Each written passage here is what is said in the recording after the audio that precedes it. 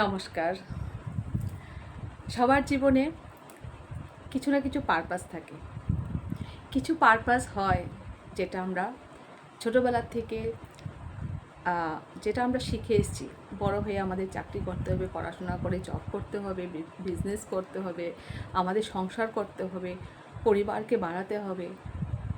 কিছু কিছু পারপাস এমন হয়।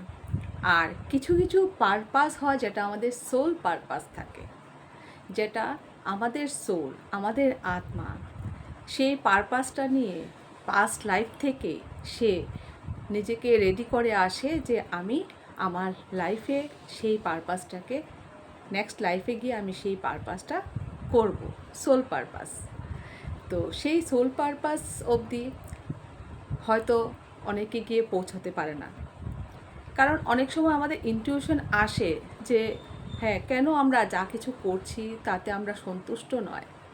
ভালো চাকরি করছি, বিজনেস করছি, আমাদের সোর্স অফ ইনকাম খুব ভালো আছে, আমরা সব দিক থেকে মোটামুটি ভালোই আছি, কিন্তু কি হয় কি তার মধ্যেও মনে হচ্ছে কিছু একটা অভাব। পুরোপুরি পিসফুল থাকতে পারছি না, আমরা মনের দিক থেকে শান্তি পাচ্ছি না। তখন সেই খোঁজটা হয়, কেন এমন আমাদের সাথে হচ্ছে, কিসের অভাব। তো সেই অভাবটা দিনে দিনে যত দিন যায় আস্তে আস্তে আমাদেরকে সেদিকে এগিয়ে নিয়ে যায়। আর সেই সোল পারপাসকে জানার জন্য একটাই মাধ্যম আছে, সেই মাধ্যমটা হলো আমাদের মেডিটেশন, ধ্যান, সঠিক পদ্ধতিতে ধ্যান।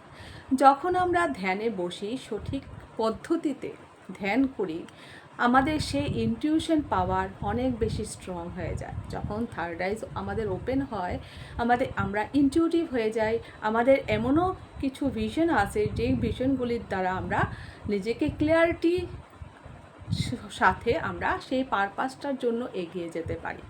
আমাদের সোল পারপাস কি, আমরা কি প্ল্যান করে এসেছি, আমাদের যেই সোল পারপাসটা আমরা করি সেটা ডিভাইন পারপাসও হতে পারে, আমাদের সমাজ কল্যাণের কাজও হতে পারে। কোনটা আমরা নিয়ে এসেছি সাথে করে, কিন্তু আমরা ভৌতিক জীবনের সেই জীবনযাত্রার সাথে আমাদের সেই পারপাসটা অনেক সময় ভুলে ফেলি। তাই সবাইকে সবার পারপাসে গিয়ে পৌঁছানোর জন্য অবশ্যই ধ্যান করা উচিত, আর সেটা সঠিক পদ্ধতির ধ্যান। থ্যাংক ইউ, সবাই ভালো থাকবেন।